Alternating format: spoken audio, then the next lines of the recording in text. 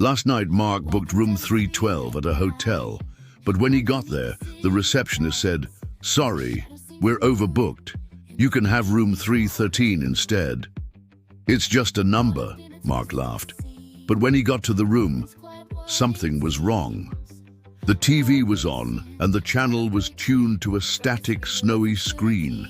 Then he heard a loud scratching sound coming from inside the closet. Mark slowly opened the door, and there was nothing there. So he assumed it was just a really old and creepy hotel, so he went to bed. But in the middle of the night, he was awoken to the sound of the TV turning on. Again, it was the same static, snowy screen. And then he heard it again, that scratching sound. This time it was coming from under the bed. Mark turned on the light and got out of bed to investigate.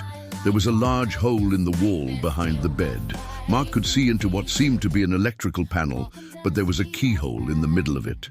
Suddenly the lights flickered and the TV turned off. Startled, Mark backed away from the hole in the wall and noticed a camera on the other side of the room, one that was not there when he had checked in. He stared at it for a moment, then walked over to it and pressed his finger against the lens.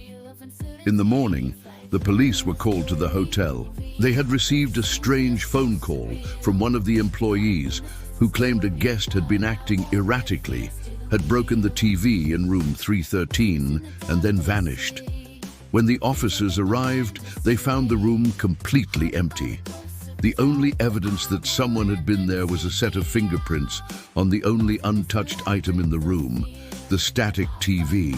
The police wiped off the screen and underneath the gash on the wall to find a keyhole. They didn't have a key though. It would take hours for one to be made.